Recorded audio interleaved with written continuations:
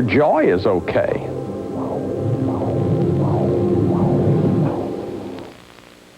Now I have people move into small groups together and have one person sit in the center of the group, and I use a set of affirmations that I first read in Pam Levin's book, Cycles of Power. I've adapted these for all the developmental stages. And I have people listen to these words that they needed to hear when they came into the world. These are what we call the infancy affirmations. They're words like, welcome to the world, I'm so glad you're here, I'm glad you're a boy, I'm glad you're a girl, your needs are okay with me, I'm here to take care of you, you won't have to take care of me. You'll have all the time that you need to take care of yourself. You'll have all the time you need to get your needs met.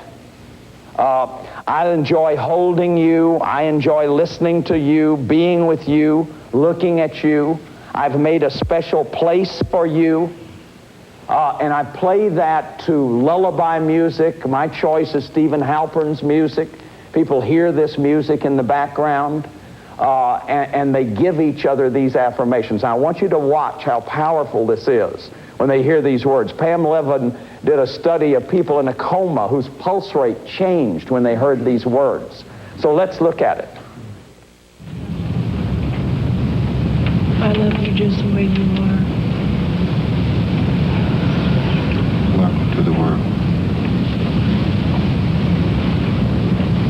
I'm so glad you're a girl.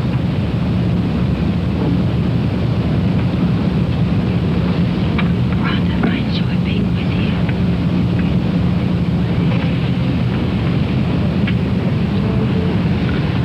I enjoy holding you and rocking you and feeding you and taking care of you, Rhonda. Go around 3 times.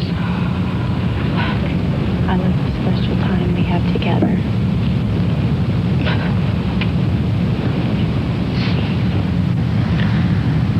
I love watching you grow and change every day. I'm so glad you're here. I love you. Thank you for coming to us. We're so glad you're here. We are so glad you're born. You're wonderful.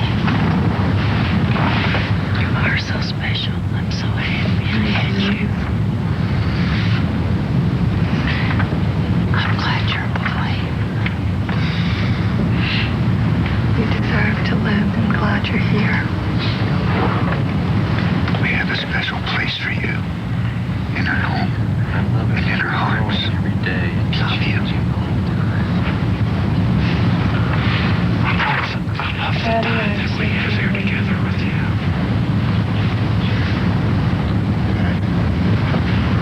You're so much fun to play with. You're perfect just the way you are. You're beautiful in every way. I'd like to hold you and look at you. You're so special. Your body is perfect. We're so glad that you're here. I love you, little one.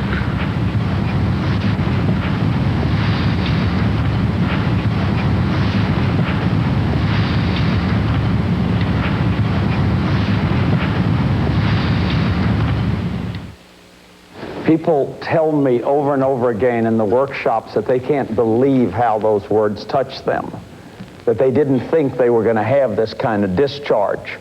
But you see, if we never heard those words, an infant can't hear them, but had the kinesthetic, the feeling affect of those words, then we have a hole in there. And when we touch that with these words, that discharge just comes naturally. See, how many of you really had parents that shared with you feelings? A dad, you know what he felt. He told you what he felt, and you could bond with that. My family, if there was a feeling, the alarm went off. And they said, there's a feeling in the living room, get it! And everybody rushed there and talked it out. Or we rescued it, which was count your blessings. Let's look on the bright. We've taught that's a good thing to do. That's what you do when people are sad. Or if you don't have something pleasant to say, go to your room. Or if you can't say something nice, don't say anything at all. Pat Carnes tells me that's from Thumper in Bambi. A whole generation raised on a cartoon rabbit. So these no talk, no feel rules, don't talk, don't express feelings, are very common in the families that we come out of. So this kind of sharing creates a bond of intimacy. So I have people share now after they've done the exercise. I have them share with each other how that was for them and talk about the feelings that they had. And that bonds the group together. So let's take a look at that now. When you talked about me being rocked and held, because my mother was always real nervous holding me, and when I was in the middle and you said that, I could really feel it. I could feel so good. And I did it. The second time around, I felt some anger when a male voice said something to me. And I don't know what that was about. I did feel that. It's okay.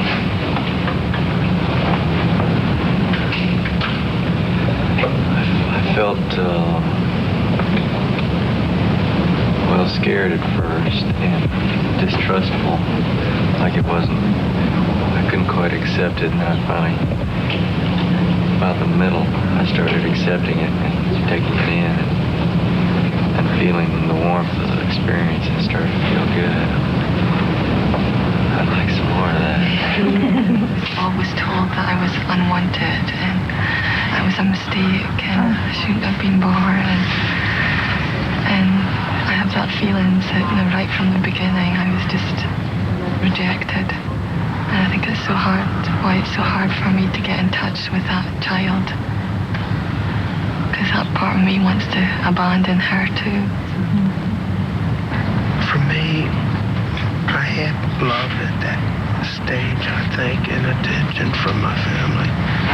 But my craziness happened after that, because my mother was an addict, food addict, and crazy, and a lot of the craziness came afterward. So, and I have a hard time getting in touch with my feelings. Really can blank them out, because that's the technique I use, to blank it out. It's the only way I can survive. I don't remember anything from back then, but just a sense of, at first it felt really good, and then I realized that I never hurt, and then it hurt, then I felt a lot of pain.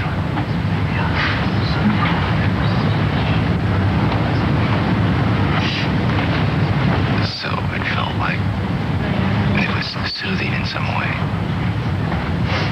but it was kind of filling an old hole.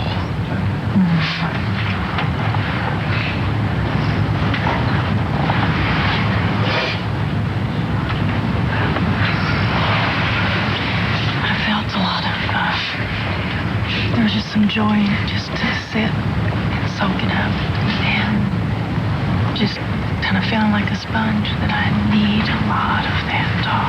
And there was so very little of it when I was a baby, and it's very painful.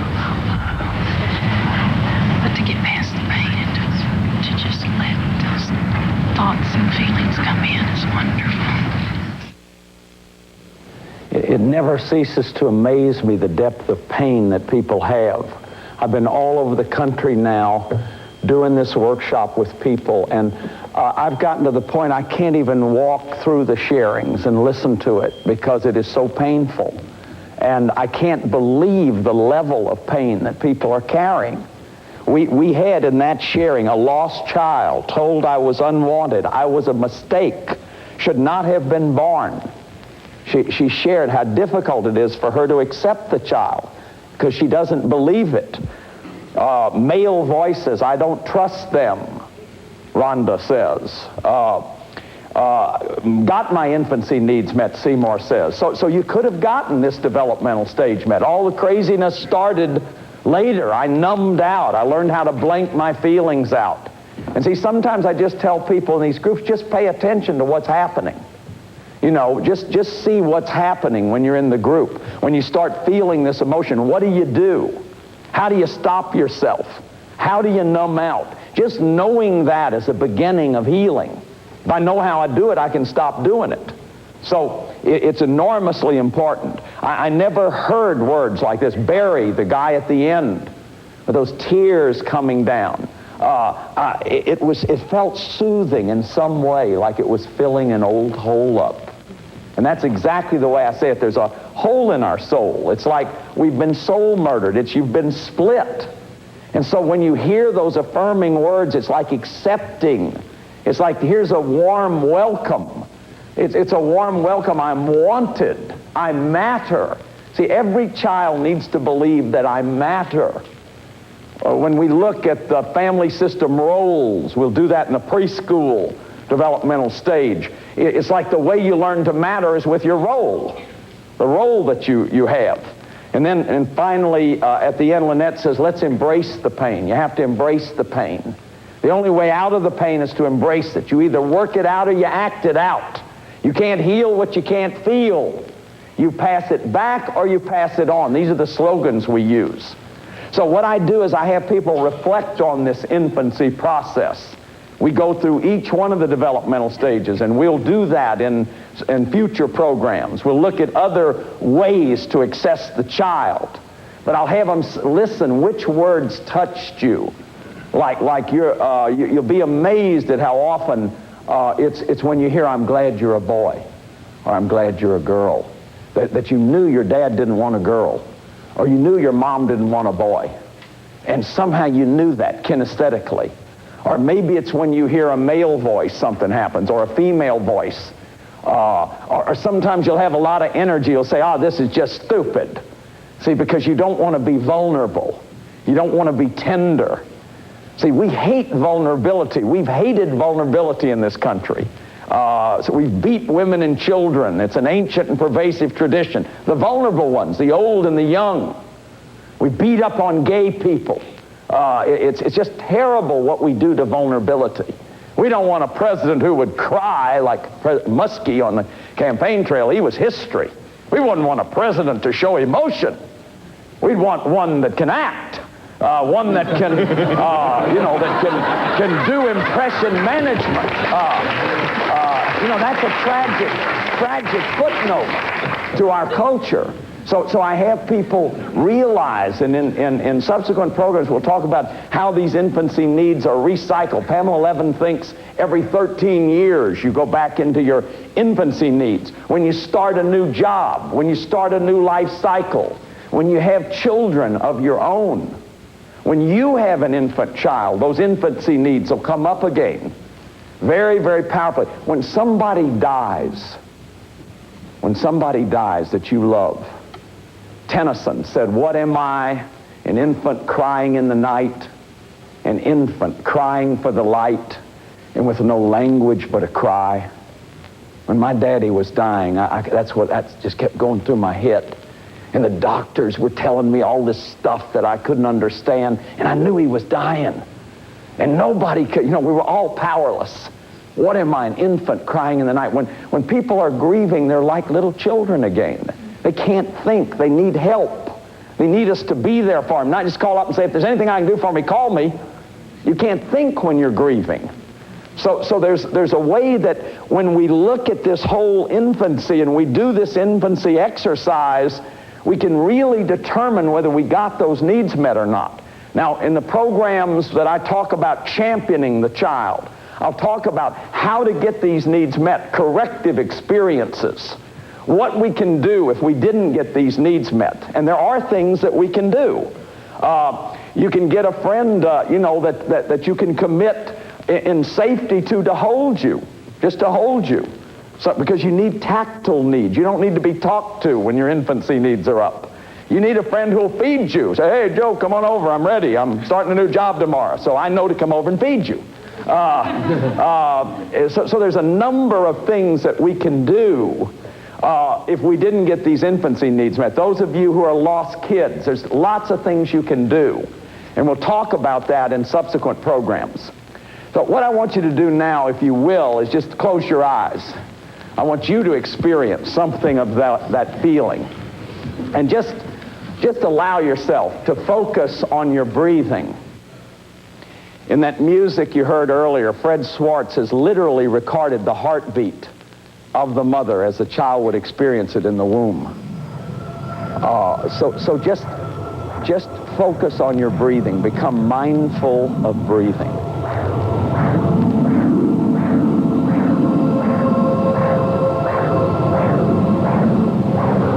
And just notice the air as it comes in and as it goes out.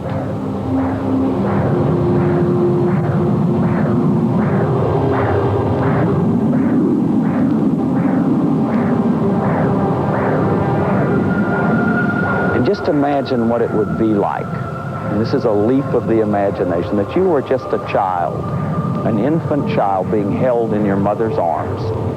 You were all nestled and warm in your mother's arms right now.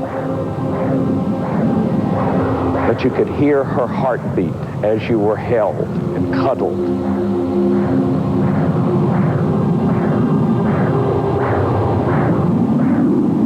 And you could hear these beautiful words. You can hear right now as an infant, you can hear a voice saying, "Welcome to the world. I'm so glad you're here. I've been waiting for you."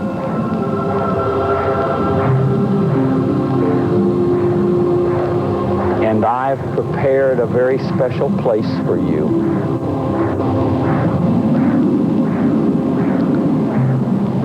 I'm so glad you were born.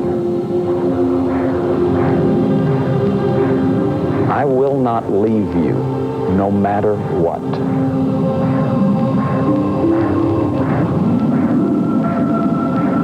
Your needs are okay with me.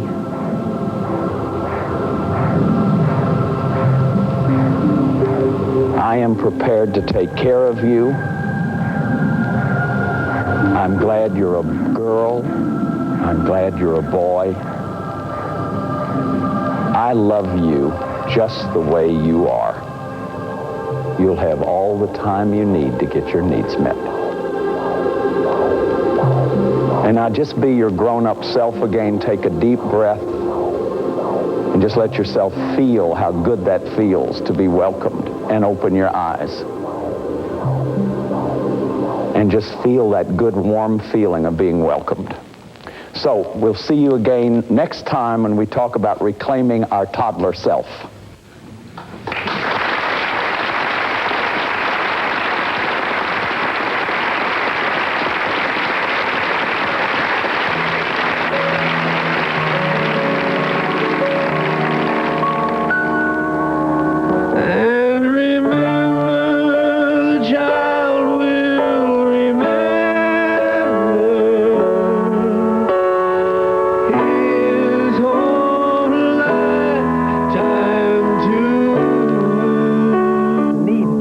Their parents in order to separate and be themselves. In this episode, you'll learn how your toddler needs were violated and how you can reconnect with your inner toddler. Bradshaw on Homecoming is made possible by viewers like you and by Transamerica Fund Management, the mutual fund company that's been helping investors reach their financial goals for over 40 years.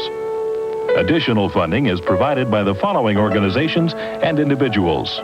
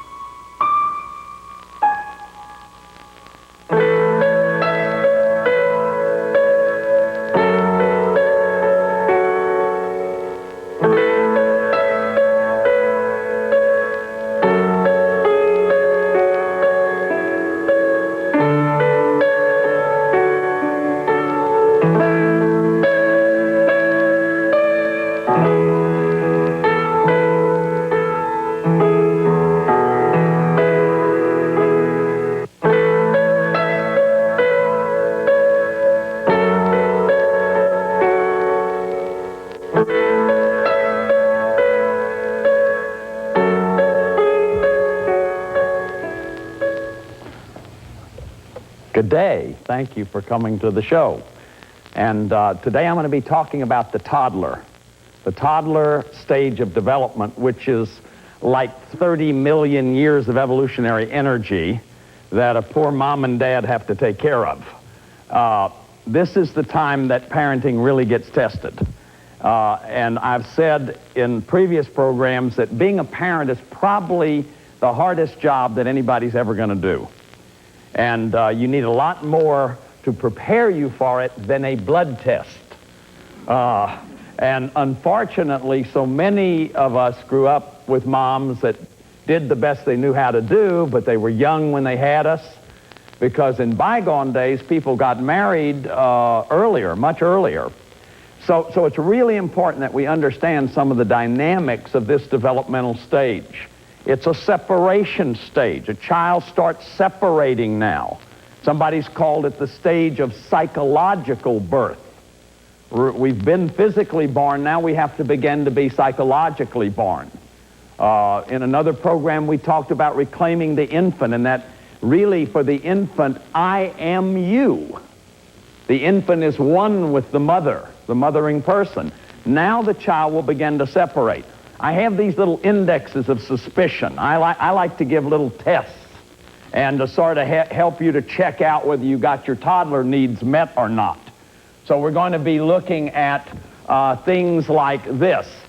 Toddler is usually divided into two stages, 9 to 18 months and 18 months to 3 years. At about 9 months, children begin to explore.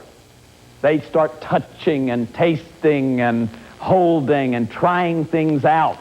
And it's a stage of holding on and letting go. It's a stage of musculature. And so they like to hold on to things and let them go, like spitting. See, we've forgotten how wonderful it was to spit the first time. And in puberty, this will come back. If you've ever seen a bunch of adolescents standing around spitting, but these are wonderful things if you've never done them before. And holding on, letting go, that's potty training. There's lots of muscles that have to be trained to hold on and let go. Trying out new experiences. Children are naturally curious, naturally exploratory. We did another program on the wonderful child and how they are full of wonder and curiosity. So they will start exploring. In my own life, I don't know what happened to me here, but it wasn't good, because I'm very fearful of new experiences. I enjoy vacations when they're over, when we're showing the slides in the living room. Like there we are in the Grand Canyon. When we were there, I'm terrified. And I think the bus won't be there. Have you got the tickets? Will the house be gutted when we get home? So very, very important, trying out new experiences. A feeling that you ought to follow other suggestions. Often those of us who didn't get this needs met, we follow other suggestions like an order to be obeyed. Somebody says, well, you ought to move into a high-rise. I don't want to move in a high-rise. I have no desire to be in a high-rise, but I'm thinking about it.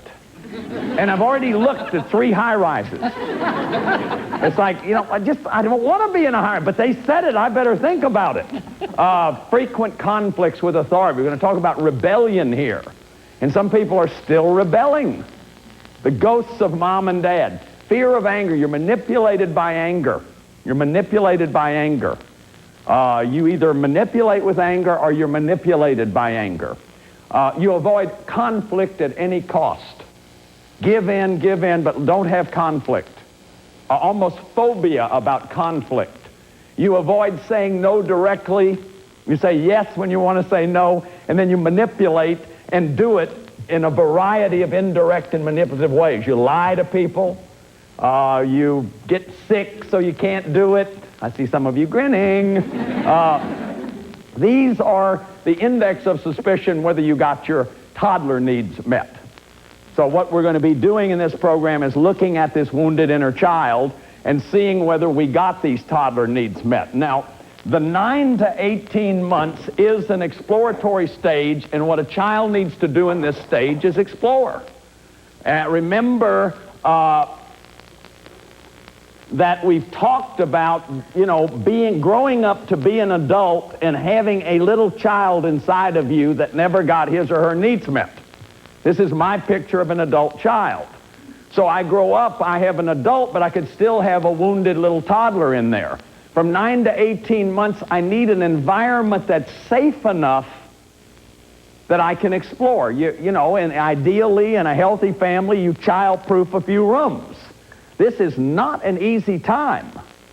And in heterosexual couples or any couple, you need to have both people there for this child to grow up. This child needs protection, and this mother needs protection, or whoever the mothering person is, because this kid is really something. I mean, there's lots of energy here. And getting into everything, eating everything they can try, dropping vases, you know. Look, hey, watch this. Boom. Now, isn't that interesting? That china vase, look at that. See, holding on and letting go. Potty training. Potty training. And sometimes you get rewarded for holding on, like in the department store. Sometimes you get punished for holding on, like in the potty. Sometimes you get punished for letting go, like in the department store. Sometimes you get rewarded for letting go, like in the potty. This can be very confusing. So there's a tremendous kind of dynamic that's going on as this child explores and needs to, infinite patience. Infinite patience. See, if here I am as a little toddler and I got a dad who's an adult child himself and he never got his needs met, I'm going to be parented by his 2-year-old, because these needs are recycled. Like as you go through your own children's developmental cycles, these needs are going to come up. And this little kid is needy right here. This kid is needy by nature, not by choice. But this little kid is needy too. But this kid is needy because he or she never got their developmental needs met. And so when this child begins to express anger and this energy and be rambunctious, like in the program we did on infancy, you heard Seymour sharing that he got his needs met in infancy. He was welcome to the world, but boy, when he got rambunctious. And what I've found is that people really have trouble with this developmental stage. This is where the old poisonous pedagogy starts coming in. This is where corporal punishment starts coming in. This is where yelling and name-calling starts coming in. This is where you start getting shut down. So it's very important that we understand how important this stage is. Now, from 9 to 18 months is one part of the toddler stage. From about 18 months to 3 years, this is when the kids start saying, "No, I won't." I was in the airport about 2 days ago, and the mom was walking with this little boy, and he said, "No hold hands." See, you're mistaking me for somebody that wants to hold your hand. I'm going it alone here. He's saying, "I'm going it alone." And really incredible that children will start doing this. See, this has often been called the innate depravity of original sin. And we really got to understand that this doesn't have anything to do with anything like that. That this isn't about innate depravity. This is about normal biological development. A child at 18 months, like night follows day, will start saying, "No, I won't. You can't make me." And it's what's called an oppositional bonding stage. The child is in oppositional bonding, or it's a counter-dependency stage. See, the healthy infancy was really a kind of a codependency stage, where my sense of self depends on looking into a face and having it reflected back. And Barry and Janae Weinhold have really done this beautifully, talking about the stages. There's a codependent stage, a counter-dependent stage, that's the toddler stage. In another program, we'll look at the independent stage, the preschooler, and then school age is an interdependent stage. An interdependent stage where you learn to cooperate. You learn social skills. You learn to be part of a group. And those 4 foundational stages will be recycled all through our lives. So this "no, I won't" and expressing anger, oh man, little temper tantrums, And a child needs firm guidance here. Here is where some kind of limit and structure needs to be. Erickson calls this stage, Erik Erikson, in his developmental scheme, this is the stage of autonomy versus shame and doubt, he says. Autonomy versus shame and doubt. See, autonomy is separation. I'm going to be me now. In infancy, I am you. Now I'm going to be me. I'm going to be me. I'm going to be myself. No, I don't want to. I was walking in our center recently, and little Carly, who's a daughter of one of the people there, her mother said, "Say good morning to Mr. Bradshaw." Carly's about 3. Carly said, "No." It's like, "You're mistaking me for somebody who wants to talk to this guy." So I just went walking up the stairs, and I said, "That's great, Carly, that you can say no." She said, "Good morning, Mr. Bradshaw." And that's very typical of oppositional bonding. I mean, this is actually, if you get onto it, all you have to do, you don't want to tie your shoes to it. Yes, I do. You don't want to go to bed. Yes, I do. Now, they get onto this after a while, but it's very, very good in the beginning if you can remember that it is an oppositional bonding stage where a child is separating. It's very important. Listen to this. It's very important that a child gets it that I can be angry at you and you will still be there. See, how many in your lives, like with a close friend, or you wouldn't express anger because you're afraid of abandonment? Or in a close, intimate relationship, you don't know how to express anger. You don't know how to express anger because you're afraid you'll get abandoned. See, when I expressed anger as a child, I got abandoned. Anger was one of the 7 deadly sins in my family. And I mentioned in another program about Sister Ida's actual pictures of hell that she used to pass around and say, "This is what your soul looks like under mortal sin.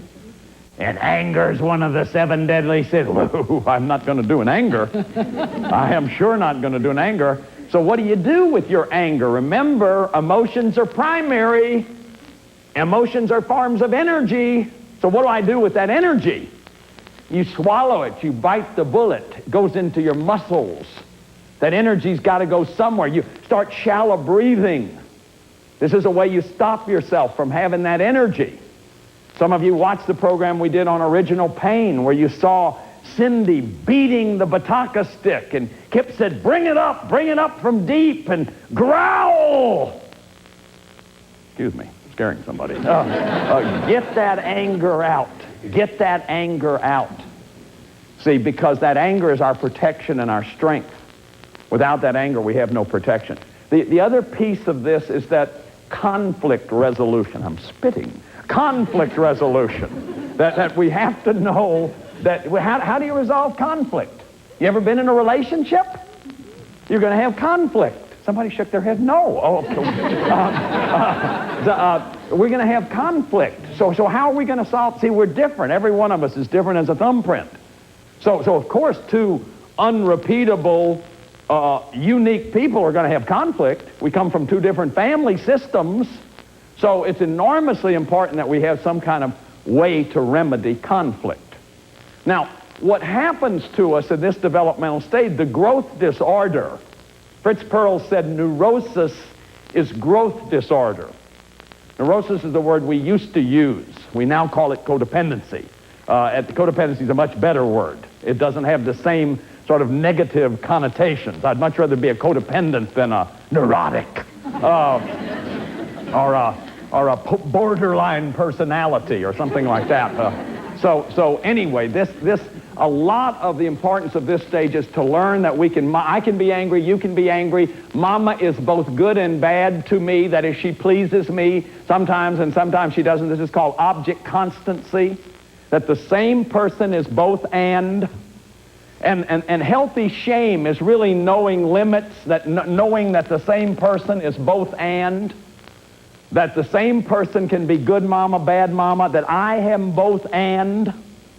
See, in your relationships, isn't it important that you be able to accept the person you're with as they are, both and? Nobody's perfect. So healthy shame lets you know that you can make mistakes, that you need help, that nobody's perfect. Now, what starts happening, the growth disorder here is toxic shame. It's we begin to internalize what is a natural human emotion of limits, shame and doubt.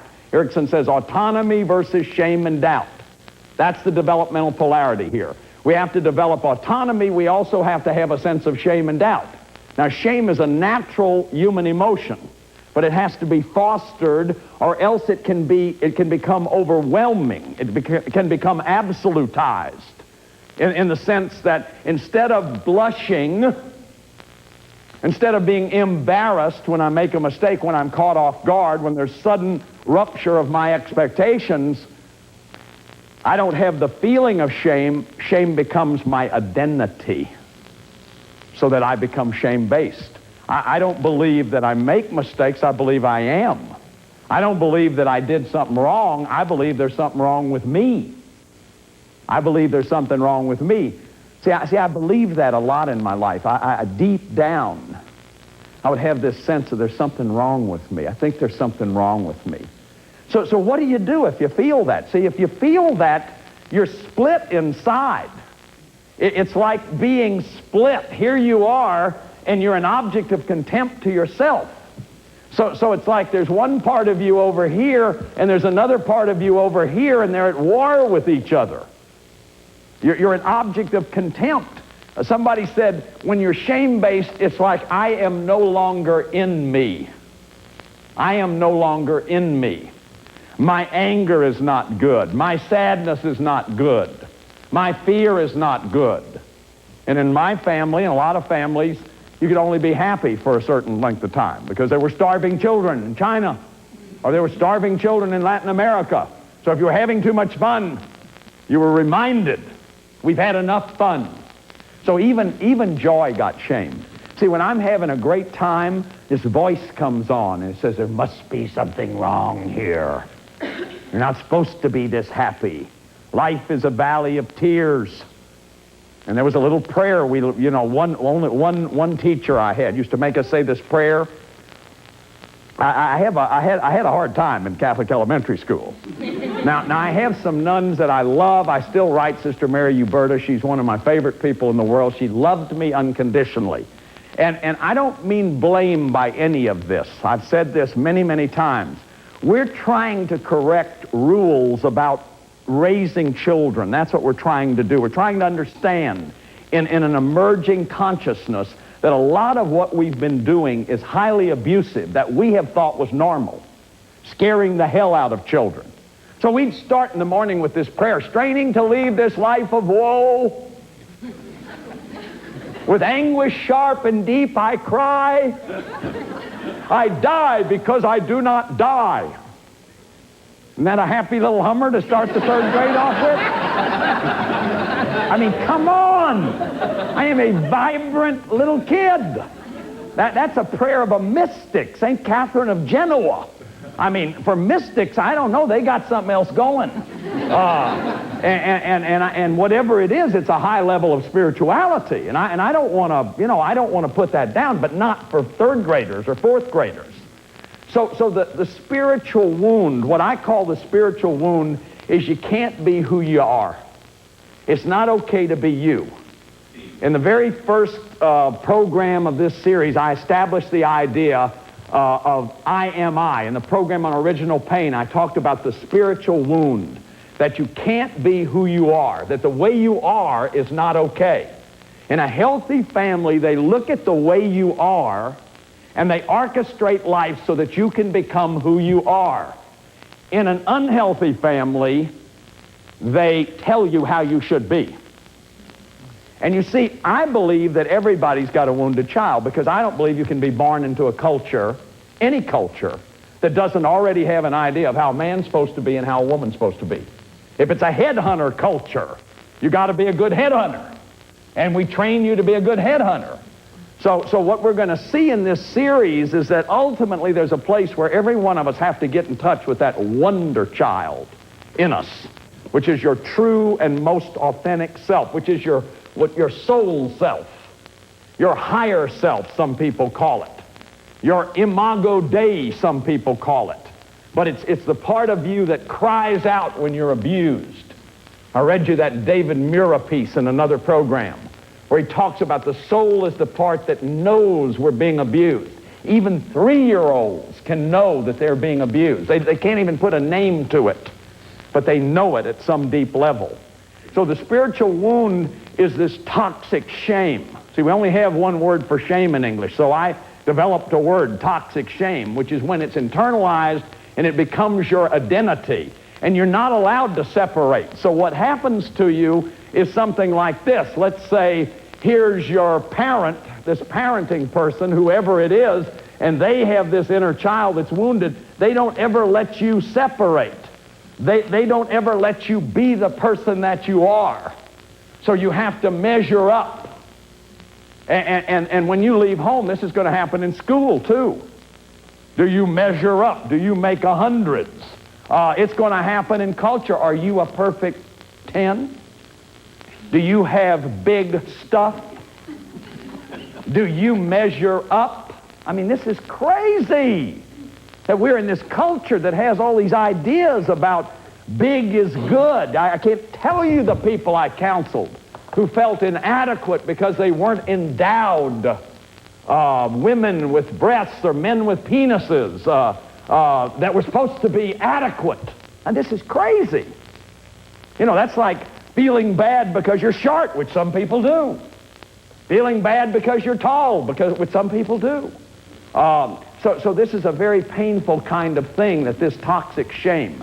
And so you got to cover it up. See, healthy shame is the permission to be human. Toxic shame, you try to be more than human. So how do you be more than human? Be perfect. Perfectionism is a cover-up for shame. And guess what one of the shame-based family rules is? Perfectionism. Another way you can cover up shame is control. If I can control you, can never catch me off guard. See, so if I can be in control of everything, I'll never be caught off guard. That's another cover-up for shame. Blame. If I can blame you, then, you know, righteousness. That's why we have so much religious addiction. We're saved and you're not. Pray for your unsaved brothers and sisters. What hubris. What pride for someone to heard guys on national television saying this. My God. Don't they have any shame? Don't they have any shame? The answer is no. You see, and when parents are shameless, they act perfect. I have clients who say, my daddy would die before he said he made a mistake. Shameless. That's shameless behavior. Parents are reference librarians. We're reference librarians. We don't know all the answers. Nobody's ever going to do this perfectly. It's too difficult. So you don't ever get to separate. Abuse bonds you to the abuser. Abuse is bonding. People get bonded to the abuse because what abuse teaches you is that this is what a relationship is. Control, perfectionism, blame, righteousness, or the opposite is less than human. So be more than human. Toxic shame, one polarity is more than human. The other one is just be a slob, be a bum. Don't care what, don't care about your children. Let them go. Don't be there for them. Don't give them any structure. Don't put any structure in their life. See, it's all or nothing. All or nothing. And so what is one of the characteristics we talk about of toxically shamed adult children codependence? And I use all three of those as synonymous. We talk about polarities, all or nothing. You sleep with everybody or nobody. You won't talk, and once you start talking, you can't stop talking. You can't start anything. Once you start, you can't stop what you've started. So it's an incredible polarity, but there's no sense of what's balance. Life's about balance. And when people are healthy, they have a healthy sense of balance. So we don't know how to remedy conflict. We can't handle differences. We don't know what we feel, need, or want. We don't know what someone else feels, needs, or wants. Because we've never separated. We've never had this psychological birth. See, every child needs a sense of psychological birth. And when you come out of a family where you've never been allowed to separate, and if mom or dad is an adult child, they can't let you separate. They either want you to get out of there, hurry up, and get out of here so I don't have to take care of you, or don't ever leave. Because you're here to take care of my loneliness. You're here to take care of my pain. Now that's an enormously important thing that we have to understand. So what do we do about this? How do we work with this little infant? Because I can't imagine anybody growing up in this culture and not having some of this pain. And one of the things I've found in my workshops and when we've done this work is that when we get people to this developmental stage, here's where everybody starts numbing out. I do these exercises and people can't feel anything. And I've tried, like, you know, we did the infancy exercise where we had people sitting in circles and had a person sitting in the middle and hearing these affirmations. Well, I got this tape in the mail. I get tons of tapes people send me. And this one fascinated me. It was called Remember the Child by Richard Wagner. And so I took it with me, and I was playing it in the car, and it was so moving, I started crying. I almost had a wreck. I had to stop the car. And so I decided I would try this in the workshop to see if it touched people the same way. And it did. And I couldn't find Richard for a long time. We finally found him. Mark Baker helped me to find him. And so what I did is I asked Richard to come and to record his song. He wrote this song called Remember the Child. He wrote it for the Child Abuse Center in San Antonio.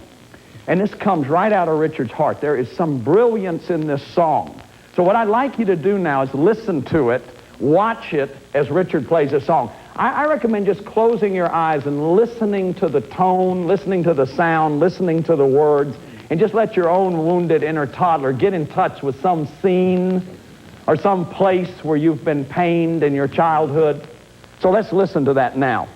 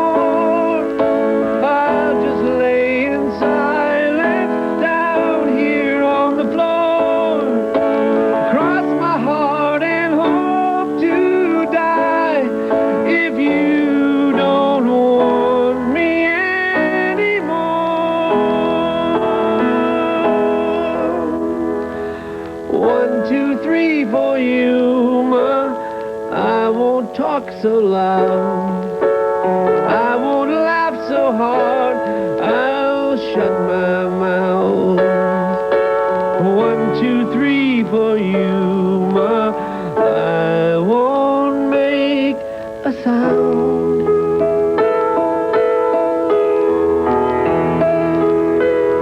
Do, re, mean and angry, words are all I hear. Loud and clear.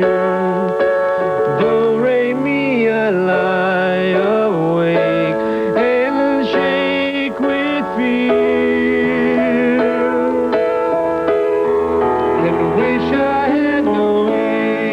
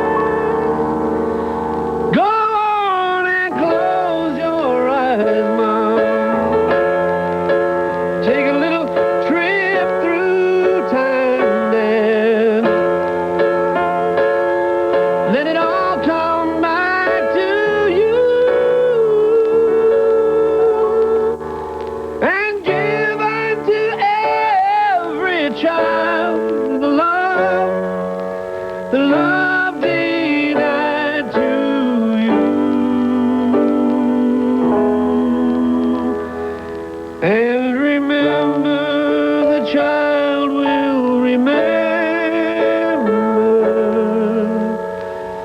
And remember, the child will remember his whole lifetime too.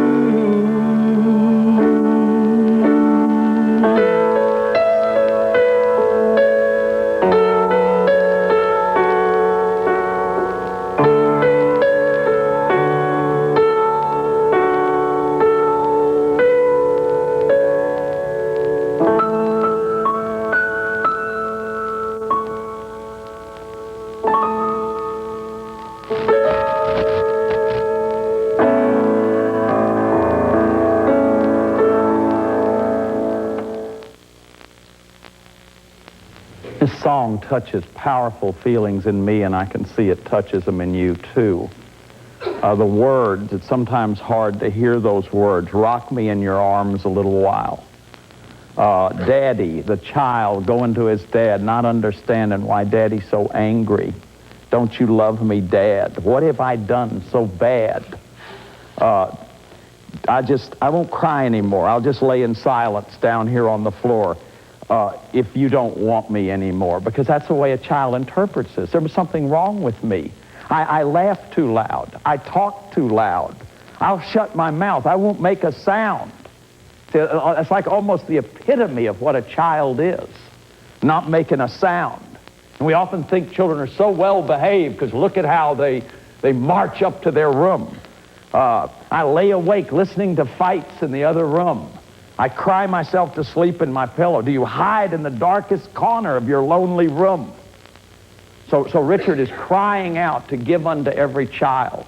And remember, the child will remember his whole life. People know. This thing I talked about at the National Center for Post-Traumatic Stress Disorder, where they said one catastrophic experience, if you're helpless, can change brain chemistry, can cause the hormones that are exuded in times of stress, almost like the on button gets stuck and you just keep having all this adrenaline surge. So you become hypervigilant.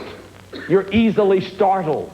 You actually take on, Tim Chermak, a very brilliant psychiatrist, has shown us that children from dysfunctional families, where there is chronic, where there is trauma going on, have the same kinds of symptoms as post-traumatic stress disorder victims. Now, what is trauma to 2.5-year-olds? To somebody that's 5 times your height and 5 times your weight? What would trauma be when they're screaming at you, when they're hitting you, when they're making you go get belts and fly swatters and threatening you with what's going to happen to you and taking you down to police stations or burning your hands or we could go on, beating you, switching you, bending you over, stripping you naked, and you don't have any protection, and not only that, you can't even talk about it. You can't talk, you shut your mouth. Don't you open your mouth. You quit crying, I'll give you something to cry about. But listen to Alice Miller. My belief is, she says, that the abused inmates of a concentration camp are inwardly free to hate their persecutors. The opportunity to experience their feelings, even to share them with other inmates, prevents them from having to surrender their self. Because abused children, codependency is a disease of the developing self. You don't get to develop a self. This opportunity to talk to somebody and express it and cry about it and release the pain does not exist for children. They must not hate their father. They cannot hate him. They fear losing his love as a result. Thus, children, unlike concentration camp inmates, are confronted by a tormentor that they love. See, we're just beginning to understand the incredible consequences of this kind of stuff. I yelled at my children. That is abuse. That's offender behavior, rage, and I'm pained about it. I didn't understand it. I didn't know how to express anger. I didn't have any boundaries. And I'd be good guy, people-pleasing daddy till I couldn't take it anymore. Then I'd go crazy. And then I'd feel so bad. I'd feel so bad. Then I'd become good guy, people-pleasing daddy again. And you see, lots of us have been raised with this stuff, and we don't get it, that this can even cause the pain-mediating cells in the brain. Marpuggio and Spinelli did a study where they showed chronic abuse causes the pain-mediating cells to cluster. And I talked about the gated brain, like once you get to your thinking brain, you close the door and you have all this pain in there, but you've never expressed it. Marilyn Mason, who is a pioneer in transgenerational, the passing on of shame from one generation to another. Marilyn Mason and Merrill Fossum wrote a book called Facing Shame. They talk about these shame-based rules. Marilyn Mason once said, I heard her say, that the most dangerous place for any child is the American family. Now, you know, wow, think about that. So I treat people in my workshops, in our treatment center, like abuse victims. We have them debrief. We have them write. And so what I ask people to do in the workshop is to write a letter. Write a letter to your dad. I mean, just write a letter to your inner child after you listen to Richard's song and talk about what you felt. Tell that child that you know better than anybody what they've been through. Tell them that you want to come get them, that you want to parent them. So I want you to watch people writing these letters now. So what I'd like you to do right now is I would like you as an adult, the grown-up you, to write the little child in you. Dear little John, little Susie, little Mary, little Stephanie, little Janice, I know better than anybody what you've been through. And I remember the time when, if you can remember a scene, if a scene's come up for you, write about that. Couple of paragraphs. And then in the last paragraph, just tell them that you'd like to be their champion now. You'd like to be their caretaker. Remember, it won't cost you anything. You don't have to feed or clothe them. That what we're establishing is an inner connection with the child. It's the idea now of connecting with them, that we're going to go get them after a while. We're going to go get them in this internal meditation. But just for right now, write them a letter.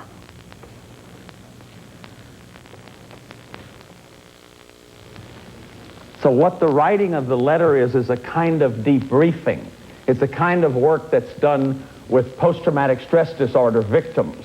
And we do it in our treatment center. We have people write about the kind of abuse, what happened to you, and it's very important to write details. It may seem cruel, but it's very important. It's much more important if a woman tells me my daddy was controlling and abusive, or she tells me he tied me spread eagle to the bed and fingered me to see if I was still a virgin. Now, you felt that. You feel it when you write the details. There's a saying in therapy that you cannot fail with detail.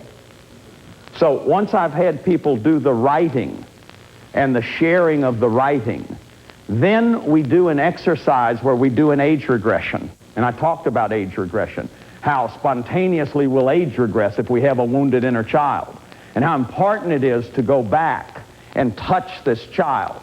So what you're going to see in just a minute is an age regression where I am going to give the affirmations to the toddler.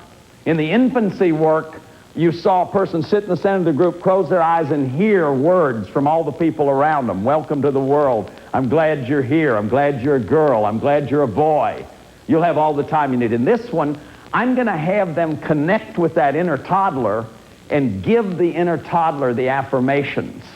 So I want you to watch this piece. Allow yourself to go back in your memory, back to the earliest house you can remember. If you can't see it clearly, that's okay. Just get a sense of it. And just imagine now that somewhere in the backyard, there's a sand pile, there's a swing, and that you walk back there, you, the grown-up you, walk back there, and you see a little toddler. Or hear them, get a sense of that little child there. That this is the child you once were. Really look at them. Look at their eyes. Look at their hair. What are they wearing? Tell them who you are. I'm Big John. I'm from your future.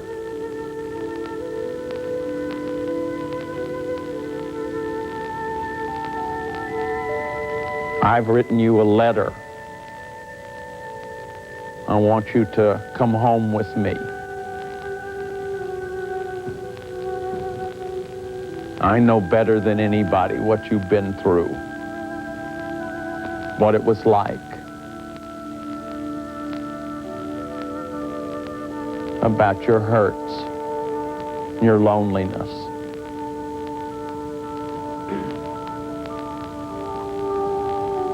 Just imagine you could look up for a moment, be that child looking up at the grown-up you.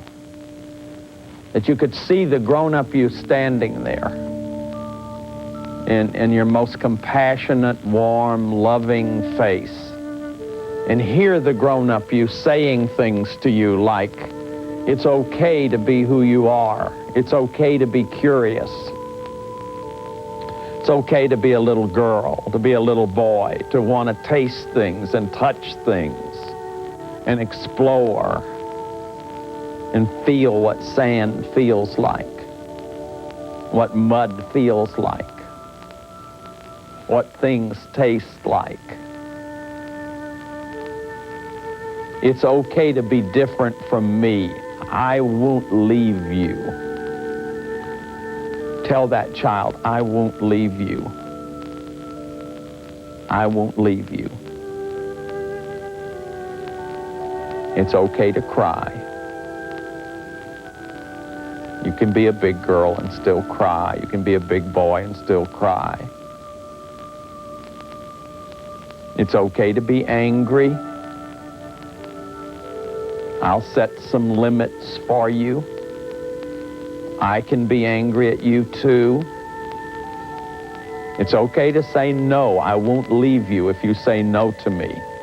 And I won't punish you. I won't hit you or hurt you. I will never hurt you. It's okay to choose to do your own things. You can be dirty and messy sometimes. Your curiosity is more important than a clean house.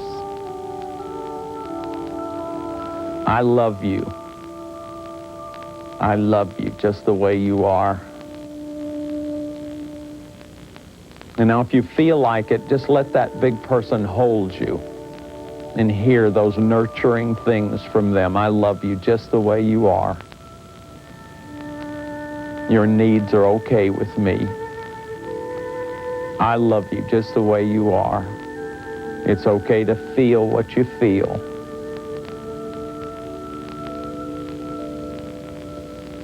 I won't leave you.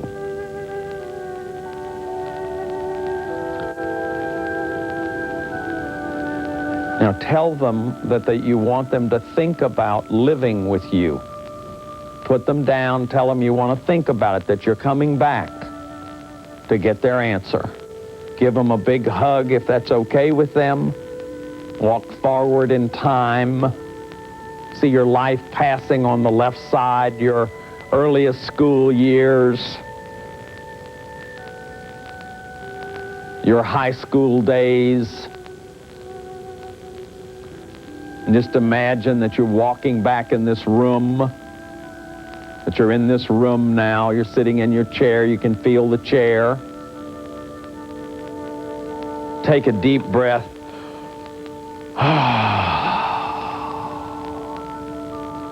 Take another deep breath. And then just open your eyes slowly. 1, 2, 3. Open your eyes. Now you can get a feeling of what that kind of exercise is like. You may have even gone there as you listen to it. This is a segment that's been edited for television, so we've cut it out. It's a much longer piece. Now, once they're through with this kind of exercise, then it's enormously important, like we did in the infancy claiming, to share. Because we all come out of these no talk, no feel households where you're not allowed to talk about your feelings. So what you're going to see in a minute here is you're going to see people sharing about how this experience was for them.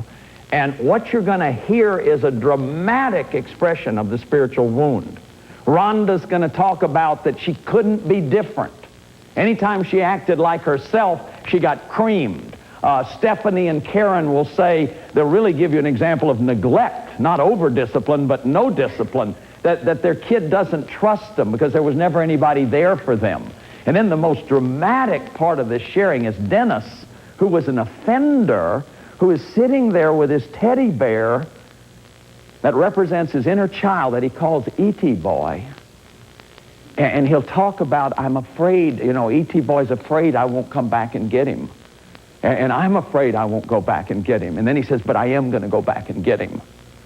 So watch this. I always see him yearning for me, just yearning. And so when I went to play with him, I was able to give him these affirmations that it's going to be okay and that I would be there for him. I know that I can nurture this boy, and I know that I can give him some of the things that he needs. And I was able to bring the two of us together, and that was a good feeling. I really got in touch with the rage and the anger about not being able to be myself, to be an individual that's different, with different opinions and different thoughts, and my mother and dad, my sisters. My child was so relieved to have somebody come to her, and she just ate it up. She just crawled right into the curve of that dog's arm and just put her arms around me and kissed me. I was so glad I was there. I just felt real sad because she kept saying, yeah, you'll leave, everyone else has, you will too.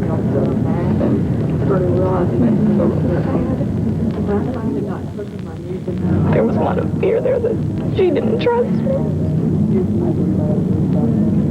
I was astonished that somebody understands, that I understand, that I know, he understands clearly that I know better than anybody. But he's going to have to go through what he's been through. And when I was being asked to leave E.T. Boy there, and that's my nickname, and to come back here, I'm afraid I'm not going to be able to go back and get him, because he ain't never had nobody. And I'm just afraid. He's never had nobody, so it doesn't make him no difference, it seems like. Ain't nobody was there, why should there be somebody there now? But I am going to go back. See, in order to heal the pain, we've got to embrace the pain. The only way out of the shame is to embrace the shame. We're all dealing with a set of rules that came out of a very primitive, survivalistic mode of life that have been carried down through the generations, and because people idealize their parents, we can't challenge these rules, and that's what we're doing here. You see the pain. These people are from every walk of life. They're black and brown and white and rich and poor and male and female and every walk of human life. And this is the pain we're finding all over the country. What I'd like you to do right now is just close your eyes for a second and just let you, the viewing audience, just close your eyes for a second. Take a nice deep breath.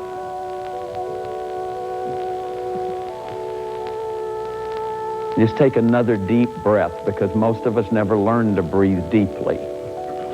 We couldn't breathe deeply.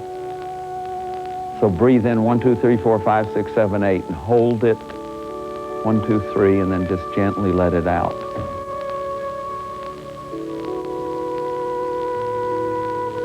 And as you let it out, just allow yourself to go back in time.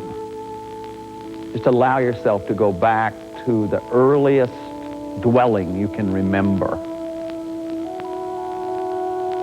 And really take a look at it. Just stand there and look at it.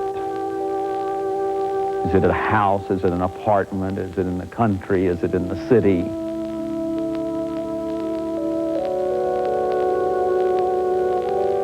And just imagine coming out of the door of that dwelling, you see a little bitty toddler.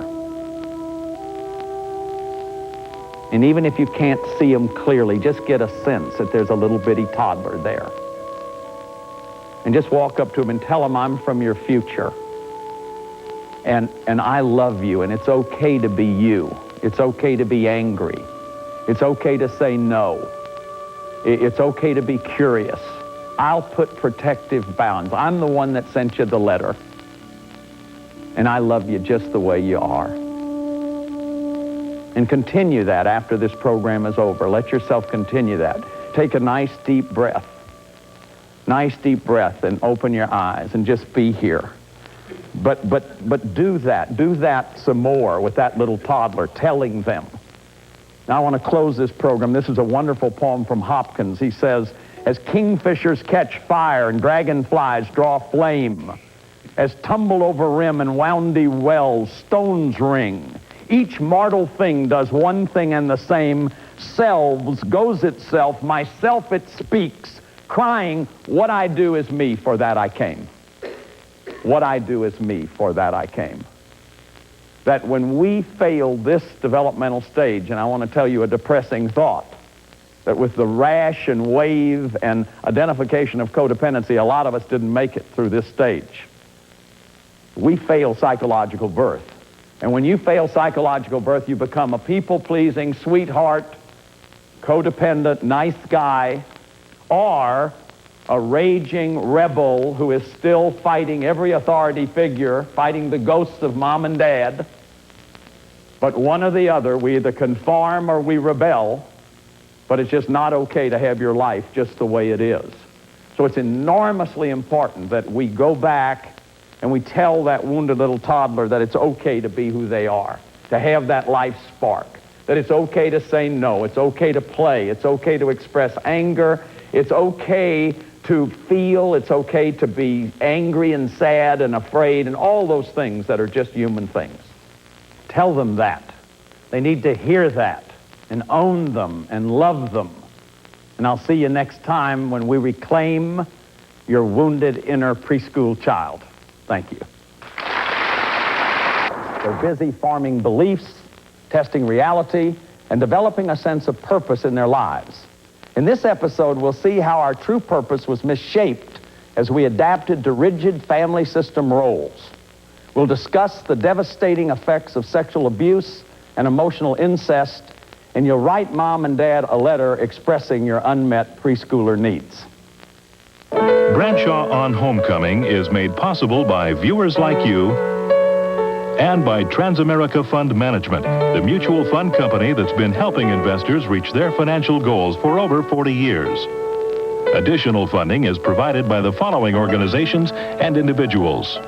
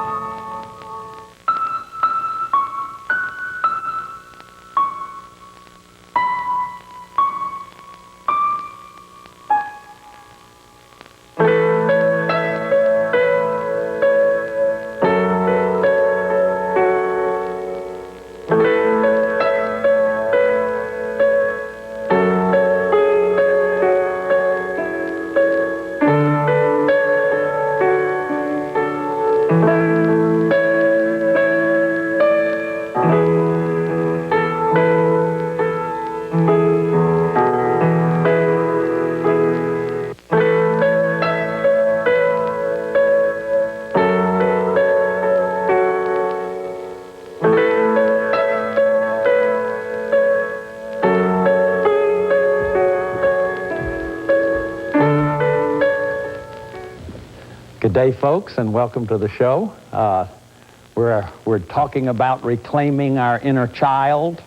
We've been looking at infancy and toddlerhood in past programs, and today we want to look at the preschool child, the period from about 3 years old to 7 or 8.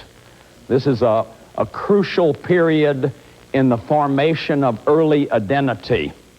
And I'm going to show you another index of suspicion. Again, this is a guideline to help you take a look at whether you may have issues around this developmental stage. See, to me, it's enormously important to realize that we had infancy needs, we had toddler needs, we had preschool needs, we had school-age needs. There's not one inner child in there. There's all these different developmental stages. And so we can learn how, and especially when we get to the programs on championing, how to repair that, how to do corrective experiences, and how to fine-tune your work, your own recovery, your own journey to wholeness, so that you can make up for those deficits.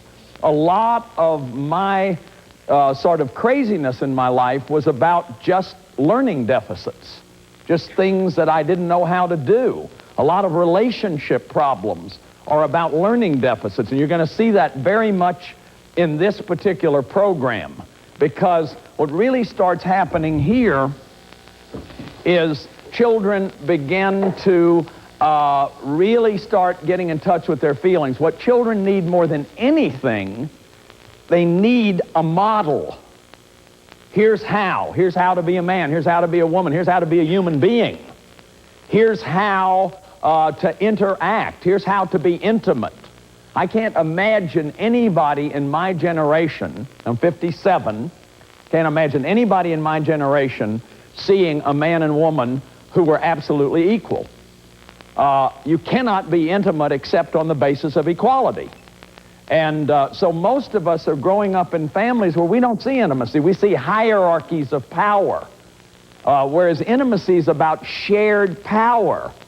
The democratic revolutions, the French and the American revolutions, were revolutions that are bringing us to the awareness that we're beginning to get clearly right now, that every human being is equal and every human being has rights, and that you can only predicate intimacy on the basis of equality. So you have trouble identifying your feelings. You don't know what you feel because nobody modeled feelings for you. How could you name a feeling if nobody ever named it for you? Sometimes people think it's crazy when they've grown up without this, when they hear therapists saying, you say to the child, I see you're feeling angry, you know, when they're obviously stomping around the kitchen. But it's enormously important. How would I know how to name? I'm going to talk a little later on about abuse. Children don't know what abuse is. Children don't even know they're being abused. How could they know it? All they know is what's happening to them. Interpersonal communication problems. Think about your mom and dad here. How well did they communicate? How well did they ask, for what they wanted and listen to each other and do active and passive listening? What I hear you saying, Jack, is. What I hear you saying, Jill, is. And here's concrete, specific behavioral detail. Yeah, I mean, now, in all fairness, who would they have learned it from? I keep talking about these survivalistic models that we come out of. So, difficulty expressing, no talk, no feel rules, responsibility for the reality of others. This is what I'm going to call toxic guilt. You don't think you have a right to your own life. You don't think you have a right to your own health. Your family's still all messed up and you're doing real well and you feel guilty all the time. I see a lot of you grinning. It's like, see, toxic guilt is a thin veneer of codependency. It's like, I don't have a right to separate. And I'm going to show you in a minute when we look at that family system. In fact, what we're doing in these programs is expanding that work I did on family systems so you can see more specifically how families that have high levels of dysfunction, you can't get your needs met. So you can't grow up. You remain an adult child. That's the whole meaning of adult child, is that you couldn't grow up because you couldn't get your needs met. You act on guesses and unchecked assumptions. You mind read. You've been operating for 2 weeks on an assumption that you never checked out. All you needed to say is, are you angry, Harold? Are you angry, Mary? That's all we needed to say. But we never checked it out. I'm going to give you an example from my own life. I'm in Vancouver recently, being interviewed by the TV station in Victoria, and I cannot quite hear the questions, but I am answering them. This is what I call an outbreak of codependency. See, because I'm so nice, I'm in my nice guy act. I'm in this false self now, who I'm going to be so nice, I won't even tell him I don't hear the questions. So God knows what was going on, you know. But responsible for your parents' happiness, you have to go home for Christmas. You live here, but you have to go home for Christmas because Dad would have heart palpitations again. Or you go to church when you go home so they'll be happy that they did a good job with religious education. Oh, some of you are shaking your head. See, like this means you didn't get to leave? You didn't get to leave the family? You're still taking care of their happiness? Now, I'm not in any way encouraging people not to go home for Christmas or to their home of origin or have relationships with their parents, but it may be very important for you to have your own life and have your own traditions and have your, you have a right to your own life. You didn't come into this world to make your mom and dad happy. And maybe what you're doing doesn't make them happy. It's your life. What I do is me. For that I came, the poet said. I quoted you that Hopkins in a previous program. What I do is me. For that I came. And that's the important thing. So I want to look just for a second at a healthy family. Now, I spent a whole series with you on this. Not with you, but with a viewing audience. And I just want to review quickly. The most important thing for a healthy family is a good relationship between husband and wife. Let's hope this husband and wife are not adult children. Let's hope that while nobody's perfect and that their relationship requires hard work, because love is hard work, it requires giving time, attention, and direction. That is, it requires time and attention. It requires commitment. But let's say that they're working on their relationship, that each one will let the other one in communication, but each one of them has a good boundary. They have good boundaries. And I said over and over again in the family series that the marriage is the most important part of the system. Remember, families are systems. They're like mobiles. You touch one part, all the parts. So Jack marries Jill, that's a family. Jack and Jill have John, that's 2 families. Jack and Jill have John and Barbara, that's 3 families. John leaves, that's 4 families. Jill leaves, or Barbara leaves, that's 5 families, and now you have Jack and Jill. So what's the most important relationship to work on in that family? Jack and Jill. And what every family needs is, Whitaker said this, it's one of the famous statements in family system, a generation gap. Every family needs a generation gap. These kids need to get it that the most important person to dad is mom, and the most important person to mom is dad. That they are important and they are valued, but in my belief, children cannot be intimate with parents because you can only be intimate on the basis of equality. Children can be close to parents, but when parents start getting intimate with children, there are problems, and I'm going to talk about that in just a minute. What we're going to call parent-child coalitions, the spousification of children, enormously damaging thing for children. So it's very important that these children be able to do what children are supposed to do, to learn, to be curious, to have good modeling, to have good models up here from mom and dad, that they can see that they have a relationship and that the kids have a life. And there's modeling, they give time, they give attention, they give direction, and they're there as best they can to meet these children's developmental needs. Good families have rules, and in healthy families you can make a mistake. People aren't going to cream you for making a mistake. These roles will be flexible. It won't always be authoritarian and dad sits in his chair and no one can ever talk to him. Or watch out, be careful of your father, something, and everybody's walking on eggs. that Dad's somebody you can bond with.